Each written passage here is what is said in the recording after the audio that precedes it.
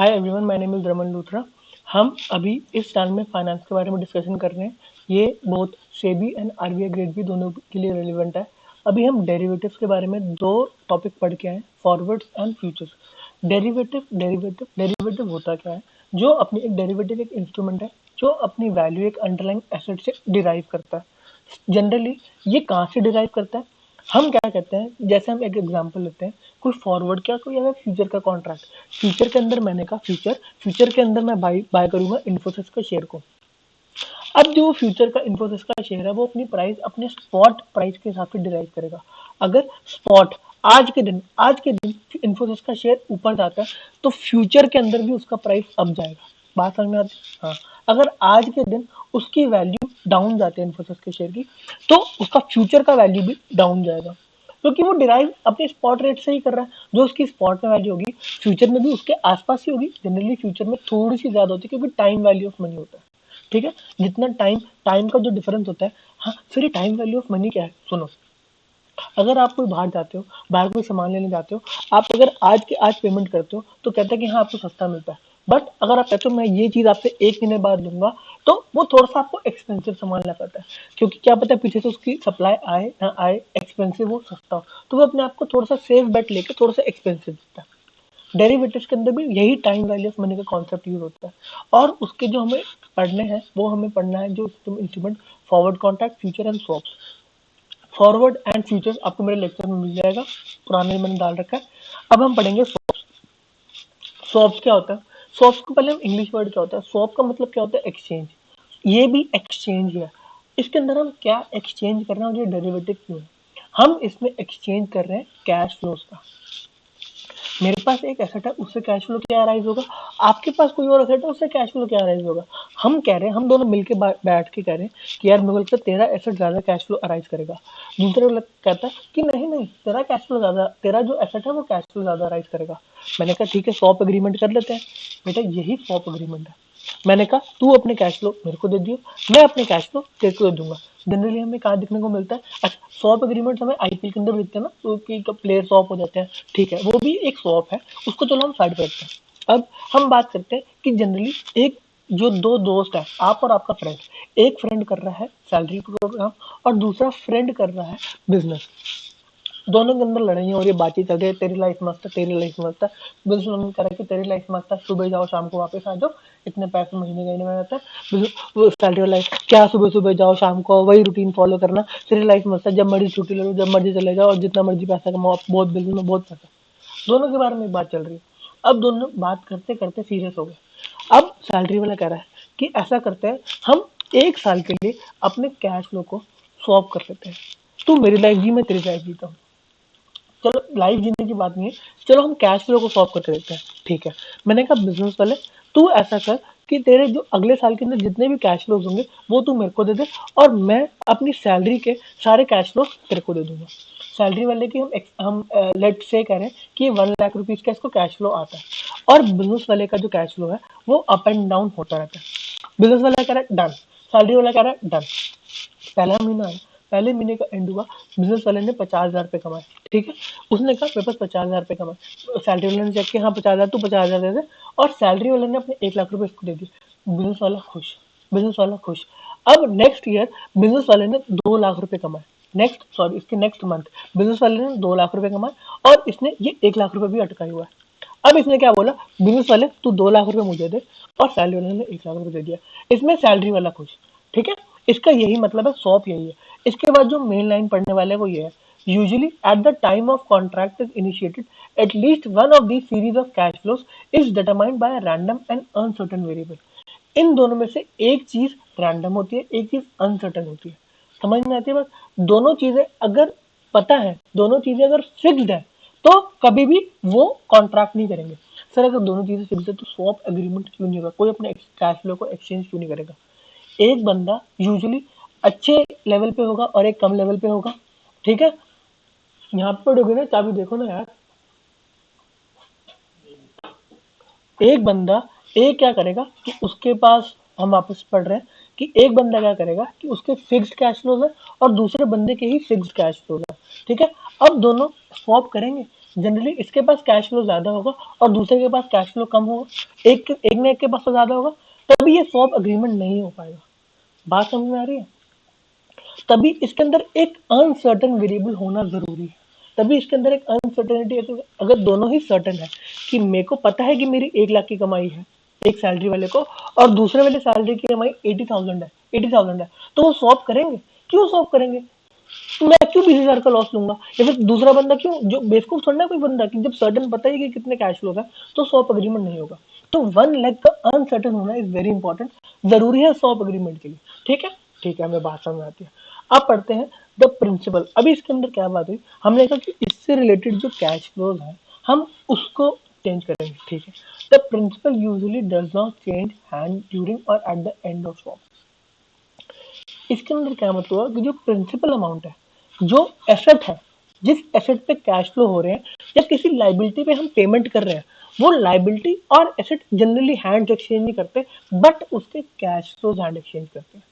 और ये cash flow हम एक्सचेंज क्यों करते हैं? क्योंकि हमें लगता है कि हमारा कैश फ्लो ज्यादा बाहर जा रहा है, आपका कम जाएगा, आप स्वैप करना चाहेंगे। दूसरा बंदा कहता है मेरे को लगता है आपका ज्यादा जाएगा, आप चेंज करना चाहेंगे। तो ये दोनों मिलकर एग्रीमेंट करते हैं। सर, ये एग्रीमेंट हमने आज तक प्रैक्टिकल लाइफ में देखा बेटा, ये जनरली मल्टीनेशनल कंपनीज करती है और ये सबसे बड़ी मार्केट है। आपने कभी देखा नहीं है, बट ये सबसे बड़ी मार्केट है। ठीक है, swaps are primarily over the counter contract. इसके अंदर दो पार्टीज मिलकर कॉन्ट्रैक्ट करते हैं।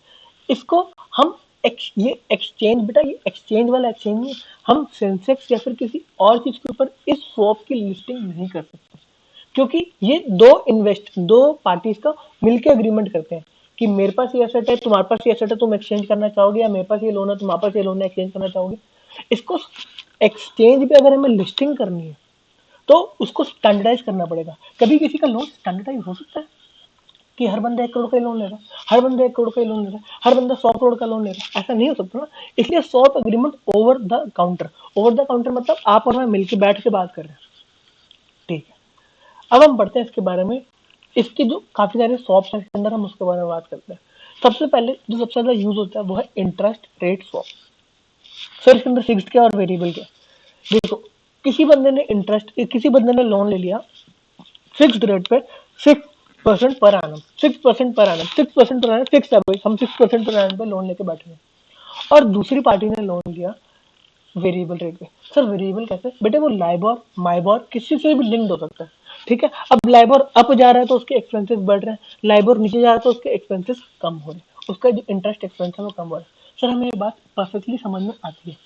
आप स्वैप के बारे में बताओ, इसमें स्वैप क्या हुआ, कैसे हुआ, क्या क्यों किया गया? अब party A and party B, party A ने क्या बात करी, पार्टी ए कह रही है पार्टी बी को, पार्टी ए ने लोन ले रखा है 6% पे, ठीक है, और पार्टी बी ने लाइबोर पे लोन ले रखा है। पार्टी ए को लगता है कि लाइबोर नीचे जाने वाला है, लाइबोर नीचे जाना है। पार्टी ए कह रही है खामा का 6% रेट ऑफ इंटरेस्ट पे लोन ले लिया, लाइबोर पे लेते तो हमें बेनिफिट होता है, वो नीचे जा रहा है, वो नीचे जा रहा है, तो ठीक है। इन्होंने कहा हम बात करते हैं इसके कैश फ्लो को एक्सचेंज करने की। मैं लाइबोर की पार्टी को पकड़ा, मैं कहा लाइबोर वाले भाई साहब, आपको अब क्या जो रेट ऑफ इंटरेस्ट है वो नीचे ऊपर होता रहता है, आप फिक्स्ड की तरफ क्यों नहीं आ जाते? वो कहता है हाँ, कहता है कि मैं आना चाहता हूँ। मैंने कहा मैं 6% रेट पे मैंने लोन ले रखा है, आप मेरे कैश फ्लो को अपने लाइबोर के अनसर्टन ऊपर नीचे होने वाले कैश फ्लो से आप एक्सचेंज कर लो। इस पार्टी को लगता था कि लाइबोर नीचे जाएगा, और दूसरी वाली पार्टी को लगता था लाइबोर ऊपर जाएगा। बेटे ये बेटिंग ही है, मेरे को लगता है नीचे जाएगा, उसके तो ऊपर जाएगा, इसी बारे में बातचीत चल रही है। इसलिए हमने कहा कि हम कैश फ्लो को एक्सचेंज कर ले। इसके अंदर इंटरेस्ट की पेमेंट को हमने स्वैप कर लिया, इसलिए हमने इंटरेस्ट रेट की पेमेंट को स्वैप कर लिया। इसके हम टर्म को पढ़ते हैं। In plain vanilla swap the two cash flows are paid in the same. ये प्लेन वनीला है, इसके अंदर कोई चॉकलेट नहीं है, ठीक है। प्लेन वनीला के अंदर सेम करेंसी पे है और फिक्स्ड रेट ऑफ इंटरेस्ट, और 1 लाख फिक्स, 1 लाख वेरिएबल, इसके ऊपर चेंजिंग है। The specified payment dates are called settlement date. 1 साल के बाद 1 जनवरी को हम ये जो इसके इंटरेस्ट पेमेंट के कैश फ्लो उसको हम चेंज करेंगे। हमने कहा ठीक है, उसने कहा ठीक है, ठीक है। उसने कहा कि टाइम बिटवीन, इस पूरे 1 साल के टाइम को सेटलमेंट पीरियड बोलते हैं। जिस दिन ये चेंज होगा वो सेटलमेंट डेट होती है, ठीक है। Because swaps are customized contract, interest payment may be made annually, quarterly, monthly और at any other interval as determined by the party. या तो हम कहेंगे कि हम मंथली चेंज करेंगे, हम एनुअली चेंज करेंगे, हम हाफ ईयरली चेंज करेंगे, या हम आज के आज हर रोज देखेंगे कि क्या चक्कर है। आज क्या रहा, क्योंकि वो हर 7 डेज पे चेंज हो रहा है या 6 डेज पे चेंज हो रहा है, हम हर 7 डेज के बाद सेटलमेंट करेंगे। ठीक है, ये एग्जाम्पल वही है, जो भी हमने एग्जाम्पल लिया आप पढ़ लेना, बात यही है। ठीक है, अब हम बढ़ते हैं plane vanilla foreign currency swaps. हम इधर करेंसी स्वैप के बारे में बात कर रहे हैं। करेंसी को स्वैप किया जा रहा है, आप मेरे से डॉलर ले लो और मेरे को अपने ब्राजील के रियाल दे दो। ऐसा क्यों हो रहा है, हमें ये बताओ। हमें ये तो समझ में आ रहा है कि चेंज कर रहे हैं, बट ये चेंज क्यों कर रहे हैं, ऐसी कॉन्ट्रैक्ट क्यों होते हैं, इसका एसेंस क्या है, क्यों करा जा रहा है। सुनो, कंपनी ए एक अमेरिकन मल्टीनेशनल और कंपनी बी एक ब्राजीलियन मल्टीनेशनल कंपनी है। ठीक है, कंपनी ए कहती है कि मेरे को ब्राजील के अंदर काम करना है, तो मुझे ब्राजील के बैंक जाते हैं, अमेरिकन कंपनी ब्राजील जाके ब्राजील के बैंक के पास की, ब्राजील वाले बैंक आप मुझे लोन दे देंगे। ब्राजील वाले बैंक ने कहा अपने आधार कार्ड दिखाओ। ठीक है, ब्राजील का बैंक अमेरिकन में, वो तो है नहीं मेरे पास, अभी तो मेरे को रजिस्टर कराना पड़ेगा। हाँ, तो हम लोन देंगे, लोन देंगे देंगे, ऐसा चल रहा है। और उन्होंने बोला कि आप अपने लोन, जो हम आपको लोन देंगे, आपको हमें रिस्क ज्यादा लग रहा है क्योंकि आपका ब्राजील के अंदर प्रेजेंस नहीं है, तो हम आपको रेट ऑफ इंटरेस्ट थोड़ा सा हाई चार्ज करेंगे, आपको दिक्कत तो नहीं। अमेरिकन कंपनी को काम करना था, तो उन्होंने कहा कि चलो मैं आपको बताती हूँ। ऐसे ही एक ब्राजील की कंपनी जब अमेरिका के अंदर गई, अमेरिका की कंपनी ने भी उसी से वही क्वेश्चन पूछा ब्राजील वाली कंपनी से कि अपना आधार कार्ड दिखाओ। ब्राजील वाली कंपनी का अभी तो हम स्टार्ट करने वाले हैं, अभी तो सब कुछ रजिस्टर करेंगे, हाँ हम आपको लोन देंगे, थोड़ा सा इंटरेस्ट हाई करेंगे। दोनों के ने सेम बातों का इनकाउंटर किया। अब कंपनी ए और कंपनी बी आपस में मिले। कंपनी ए कहती है कि ब्राजील वाली कंपनी को कि तुम्हारे बिहाफ पे मैं अमेरिका से लोन ले लेता हूँ। अमेरिकन कंपनी अमेरिकन बैंक के पास जाके लोन लेगा तो इजीली अवेलेबल है और रेट ऑफ इंटरेस्ट भी कम लगेगा, क्योंकि उसका क्रेडिट का रिकॉर्ड है उसके पास। कंपनी ए ने जाके लोन ले लिया और उसको मिल गया, और उसने वो लोन लेके ब्राजील की कंपनी को दे दिया। ब्राजील की कंपनी ने अपने बैंक जाके लोन ले लिया और अमेरिकन कंपनी को दे दिया। अब सुनो क्या हुआ, ये जो लोन का अमाउंट है, ये जो लोन का अमाउंट लिया गया दिया गया, ये दोनों सेम है। सेम कैसे है, कंपनी ए ने कंपनी बी को $100 मिलियन दिए, उसी के इक्विवेलेंट कंपनी बी ने उसको रियाज दे दिए ब्राजील के, 160 मिलियन रियाज दे दिए कंपनी बी ने कंपनी ए को। इन दोनों का एक कॉन्ट्रैक्ट, हाँ ठीक है, जितना मैंने आपको दिया आपने दूसरी करेंसी में मुझे वापस कर दिया, ठीक है, बात समझ में आती है। अब जो 160 मिलियन रियाल्स कंपनी एक अमेरिकन कंपनी को ब्राजीलियन कंपनी ने दिए, वो 1 साल के बाद उसको वापस कर देगी। ये लीजिए अपने 160 million riyals plus 5% rate of interest, जो आपने अपने बैंक से उठाए थे लोन मेरे लिए। मैंने कहा हाँ ठीक है, ब्राजील कंपनी का दे दो, उन्होंने लिया और अपने बैंक को खत्म कर दिया। अब कंपनी ने बोला जो आपने मुझसे $100 मिलियन लिए थे वो मुझे वापस कर दीजिए, प्लस प्लस जो मैंने अपने बैंक से रेट ऑफ इंटरेस्ट पे उठाया था ये 4% पे, वो मुझे वापस कर दीजिए। ब्राजील कंपनी का हाँ ठीक है, आप उससे ले लो। बात समझ में आती है, बात समझ में आती है, ये एक्चुअल में होता है। अगर ये अलग अलग बैंक पे जाके लेते हो तो उनको रेट ऑफ इंटरेस्ट ज्यादा देना पड़ता है। ठीक है, इसलिए ये वाले कॉन्ट्रैक्ट ऐसे किए जाते हैं। काफी मल्टीनेशनल लेवल पे ये वाले कॉन्ट्रैक्ट स्वैप एग्रीमेंट्स होते हैं। ठीक है, इसके हम डेफिनेशन को पढ़ते हैं। A plain vanilla currency swap involve exchanging principal and fixed interest payment on a loan in one currency for principal and fixed interest payment on similar loan in another currency। एक currency का loan और दूसरी currency के loan को हम swap कर रहे हैं। अभी हमने कहा था कि प्रिंसिपल्स हैंड एक्सचेंज नहीं करते, बट इस केस के अंदर प्रिंसिपल यूजुअली एक्सचेंज नहीं करते, बट इस केस के अंदर प्रिंसिपल और इंटरेस्ट दोनों हैंड एक्सचेंज कर रहे हैं। बात समझ में आती है। हाँ, जो हमारा पिछला एग्जांपल था वो सिर्फ इंटरेस्ट को स्वैप करने की बात थी, बट इसके अंदर हम क्या प्रिंसिपल भी एक्सचेंज करें। Unlike an interest rate swap, the parties to a currency swap will exchange principal amount at the beginning and the end of swap. The two specified principal amounts are set as to be approximately equal to one another, given the exchange rate at the time the swap is initiated। बात समझ में आती है, मोटी मोटी बात समझ में आती है। हाँ सर, हमें थोड़ी बहुत बात समझ में आती है। चलो ठीक है सर, आप जितने और स्वैप्स वाले एग्रीमेंट है आप हमें वो भी बताओ। ठीक है, ये एक है कॉमोडिटी स्वैप। अब एक कॉमोडिटी स्वैप क्या करने वाली है, कॉमोडिटी स्वैप के अंदर क्या होगा, एक प्रोड्यूसर, कॉमोडिटी का प्रोड्यूसर डर रहा है कि उसके प्राइसेस नीचे चले जाएंगे, कॉमोडिटी के क्या पता नीचे चलेंगे, और दूसरी जो उसकी बायर एक कंट्री है या फिर कोई पर्सन है, वो कहता है कि इसके प्राइसेस ऊपर जाए, क्या पता मिले ना मिले, क्या हो क्या ना हो। तो ये दोनों एक स्वैप अग्रीमेंट में आते हैं, प्रोड्यूसर एंड बायर। वो कह रहे हैं कि हम एक एग्रीमेंट में आते हैं, स्वैप करते हैं। हम स्वैप क्या करते हैं कि आप मेरे को अब इस कॉमोडिटी को कैश फ्लो से स्वैप कर लेते हैं कि कितने रुपए का है, ये कितने रुपए का बिकेगा आगे। तो मैंने कहा हाँ ठीक है, हम स्वैप कर लेते हैं। सर ये स्वैप क्यों है, ये स्वैप क्यों है? Generally oil market, crude oil के लिए ये स्वैप एग्रीमेंट्स होते हैं। जो प्रोड्यूसर है और जो बायर्स है, आप जाके क्या लंदन से वहां से बाय कर सकते हो? कम ही लोग बाय कर वो ये क्या कहते हैं, ये क्या है, मिडिल ईस्ट वाली कंट्री से जाकर थोड़ा ना बाय कर सकते हैं। तो जनरली जो कम बायर्स होते हैं इसके अंदर, इसलिए यहाँ पे स्वैप आया जाता है। गवर्नमेंट्स बाय करती हैं, बड़े बड़े कॉर्पोरेशन बाय करते हैं, ठीक है। अब क्या बात हुई कि हम कहते हैं कि कमोडिटी स्वैप करना चाहते हैं। कमोडिटी स्वैप, एक ऑयल के प्रोड्यूसर ने 1000, हम एग्जांपल ले रहे हैं 1000 बैरल के बारे में बात कर रहे हैं कि मैं आपको बेच दूंगा एक मंथ के एंड में 1000 बैरल ऑफ ऑयल एट $100, $100 एक महीने बाद। सेम बात है, हमने एक महीने बाद का हमने डेरिवेटिव कॉन्ट्रैक्ट ले लिया कमोडिटी स्वैप का। अब एक महीने बाद अगर प्राइसेस अप है तो इसको लॉस, जिसने प्रोड्यूसर ने बेचा है कि यार मैंने तो 100 का बेच दिया तो 110 का चल रहा है, या फिर एक महीने बाद उसकी वैल्यू 90, उसको बेनिफिट होगा कि 90 का है और मैंने 100 का एक कंट्री को बेच दिया, इसलिए कमोडिटी स्वैप कर रहे हैं। इसलिए commodity swap, a commodity swap is usually used to hedge against price swing. Price swing को ऊपर नीचे हो रहे हैं, इसके लिए कमोडिटी स्वैप आया है। Such as oil and livestock, commodity swaps are allowed for the producers of the commodity, जो प्रोड्यूसर्स हैं कमोडिटी को प्रोड्यूस कर रहे हैं, and consumer to lock in the set price for a given commodity. आगे जाके कि उनका क्या प्राइस होने वाला उसको अपने सेल्स को लॉक कर लेते हैं कि हाँ हमने स्वैप कर लिए हैं, हमने पहले ही स्वैप कर लिया, इस कमोडिटी को आप मेरे को दे दो, कितने पैसे आप मुझसे ले लो। समझ में आती है बात? हाँ हमें समझ में आती है सर, कमोडिटी स्वैप भी समझ में आती है। अब आगे credit default swap, this is a new term, relatively थोड़ा सा 2008 में बहुत ही हुआ है, जब जब क्या कहते हैं यूएस के अंदर रिसेशन आया था तो ये बहुत चर्चा में था, ठीक है। हम पढ़ते क्रेडिट डिफॉल्ट स्वैप्स क्या। बैंक को लगता है कि ये वाला एक हमारा जो बायर जिसने हमसे लोन ले रखा है ये डिफॉल्ट करेगा, ये डिफॉल्ट करेगा। इंश्योरेंस वाली कंपनी कहती है मैं इसकी गारंटी लेती हूँ डिफॉल्ट नहीं करेगा। आप इसकी गारंटी लेते हो? मैं बैंक पूछ रहा, आप इसकी गारंटी लेते हो ये डिफॉल्ट नहीं करेगा? वो कहते हैं हाँ हम लेते हैं।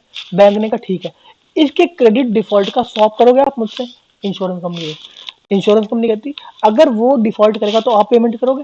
इंश्योरेंस कंपनी सोच रही है हाँ मैं कर दूंगी पेमेंट, इसमें मेरा क्या है। इंश्योरेंस, मैं आपको प्रीमियम दूंगा, बैंक कह रहा है मैं आपको प्रीमियम दूंगा, अगर ये अगर डिफॉल्ट करता है तो इसके डिफॉल्ट को आप मेरे को वापस कर देना। इंश्योरेंस कंपनी कह रही है, इंश्योरेंस कंपनी उस बायर पे जिसने लोन ले रखा है उस पर बेट खेल रही है कि डिफॉल्ट नहीं करेगा, और बैंक को लगता है वो अपने आप को हेज करना चाहते हैं कि अगर ये डिफॉल्ट कर दे तो क्या होगा, तो मेरा पैसा तो डूब जाएगा। तो इन्होंने क्या बोला, बैंक ने इंश्योरेंस कंपनी से कहा हम डिफॉल्ट हम सॉल्व कर लेते हैं। इंश्योरेंस कंपनी का मेरे को प्रीमियम आ रहा है आप सॉल्व कर लो। हम इसकी डेफिनेशन को पढ़ते हैं। A CDS provide insurance from the default of a debt instrument. Credit default swap एक डेट इंस्ट्रूमेंट की सेल होने पे उसको वो इंश्योरेंस देता है। The buyer of a swap transfer, इसमें बायर ऑफ स्वैप ट्रांसफर कौन है? Insurance company. To the sell the premium payment. अब जो ये क्या, जो बायर है, जो स्वैप अग्रीमेंट नहीं, स्वैप अग्रीमेंट तो बैंक ने बाय किया ना, swap transfer to the seller, जिसने मेरे को स्वैप का अग्रीमेंट दिया, जिसने मेरे को एग्रीमेंट दिया इंश्योरेंस वाली कंपनी ने, मैं उसको प्रीमियम की पेमेंट करता हूँ कि ये वाला अगर डिफॉल्ट करेगा तो आप मुझे पूरा का पूरा इसका डिफॉल्ट का पेमेंट करना, तो मैं उसको प्रीमियम, इंश्योरेंस कंपनी को प्रीमियम दिया रहा हूँ। In case of asset default, the seller, जिसने मेरे को ये स्वैप बेचा, उसने मेरे को स्वैप बेचा, मैंने खरीदा, मैं उसको पेमेंट ही कर रहा हूँ इंश्योरेंस वाली कंपनी को। अब तूने मेरे को ये अग्रीमेंट बेचा है और मेरे जो ये जो क्या कहते हैं लोन लेने वाला है इसे डिफॉल्ट कर दिया। सेलर जिसने मेरे को अग्रीमेंट बेचा will reimburse the buyer the face value of defaulted asset, जितने रुपए का लोन का डिफॉल्ट किया गया उसकी वो मेरे को पेमेंट करेगा। ठीक है, ठीक है, ठीक है सर, हमें समझ में आती है। Equity swap, equity swap sir ये क्या स्वैप है? इक्विटी स्वैप के अंदर क्या होता है? इक्विटी स्वैप क्या है? जिसके पास इक्विटी एसेट है, आपके पास इक्विटी एसेट है, राकेश झुनझुनवाला के पास बड़े सारे इक्विटी एसेट है, उसको लगता है उसकी इक्विटी की रिटर्न्स, उसकी इक्विटी की रिटर्न अच्छी हो ना हो उसको टेंशन है। ऑन द अदर हैंड किसी के पास बड़े सारे बॉन्ड, उसको fix rate of interest income आ रही है, वो राकेश झुनझुनवाला साथ में बैठ के दो दो मार रहे हैं, ठीक है, लिटल लिटल कर रहे हैं। उन्होंने कहा यार तेरे तो रिटर्न ज्यादा आने वाले हैं इस बार, स्टॉक मार्केट बूम कर रही है। राकेश झुनझुनवाला कह रहा है कि यार स्टॉक मार्केट थोड़ी सी अनसर्टन है, मेरे को लगता है कि प्राइसेस नीचे भी आ सकते हैं ऊपर भी आ सकते हैं, मैं थोड़ा सा सेफ होना चाहता हूँ। जिसके पास बड़े सारे बॉन्ड्स थे उसने कहा तू मेरे से थोड़े बहुत बॉन्ड्स ले ले, मेरे बॉन्ड्स के ऊपर जो हम बेचते नहीं है दूसरे के एसेट्स को, कि क्यों हम किसी को पेमेंट ही करें कि कमीशन दे रहे हैं, सब कुछ कर रहे हैं। हम कह रहे हैं कि आपके जो इक्विटी के जो रिटर्न्स है आप वो मुझे दे देना बॉन्ड वाले को, और बॉन्ड वाला कह रहा है कि आप मेरे फिक्स्ड इंटरेस्ट को मैं आपको दे दूंगा। बात यही है, इक्विटी स्वैप्स यही है। एंड या फिर इसमें दो इक्विटी, अलग अलग टाइप की इक्विटी, अलग अलग इंडस्ट्री की इक्विटी। कोई फार्मा कंपनी ने अपने टेलीकम्युनिकेशन या फिर ऑयल वालों से एग्रीमेंट कर लिया कि आपकी इक्विटी के रिटर्न ये लो, इक्विटी के रिटर्न ये लो, इस वाली इक्विटी। टेलीकम्युनिकेशन वाली अपने कैश फ्लो फार्मा को दे देगी, फार्मा अपने कैश फ्लो इसको दे देगी। इसमें बहुत लोग फार्मा पे बैठ खेल रहे हैं कि फार्मा बहुत ऊपर जाएगा, फार्मा बहुत ऊपर जाएगा। ठीक है। An agreement to exchange future cash flows between two parties where one leg is equity-based cash flow and as the performance of a stock asset, a basket of stock or a stock index, the other leg is typically a fixed income cash flow such as benchmark interest rate. Generally एक leg जो ऊपर नीचे fluctuate कर रही है और दूसरी leg fixed interest payment की आ रही है। तभी तो बॉन्ड वाले ने और राकेश जुनून वाला ने वो एग्रीमेंट किया। ये सॉप्स है, ऐसे और भी सॉप्स होते हैं। आई होप आपको सॉप्स का जो मेन कॉन्सेप्ट है वो समझ में आया होगा। ये ओवर द काउंटर है, ठीक है। इसके अंदर जनरली जो प्रिंसिपल अमाउंट है वो हैंड एक्सचेंज नहीं करते, सिर्फ कैश फ्लो एक्सचेंज करते हैं। एक केस के अंदर इसके अंदर प्रिंसिपल भी एक्सचेंज करते हैं अगर करेंसी स्वॉप्स है, अगर अपनी अपनी कंट्री के अंदर वो लोन वो ले रहे, जो हमने एग्जाम्पल दिया। और उसके हम कैश फ्लो को हम करते हैं। कैश फ्लो क्यों करते हैं, एक क्यों कैश फ्लो को स्वैप करेगा, अगर उसका अगर एसेट है तो वो कहेगा कि दूसरे वाले का कैश फ्लो मेरे से ज्यादा है, तो मैं कहूंगा उसके कैश फ्लो मुझे स्वैप कर दो। अगर एक उसकी लाइबिलिटी है और उसको लगता है कि मेरा कैश आउटफ्लो ज्यादा होगा और दूसरे बंदे का लोन पे कैश आउटफ्लो कम होगा, तो हम कहेंगे कि आप मुझे स्वैप कर लीजिए। ये सारी बेटे बैटिंग ही चल रही है और ये यही है। आई होप आपको स्वैप समझ में आएगा। Thumbs up, like and share और बाय बाय। चलो टेक।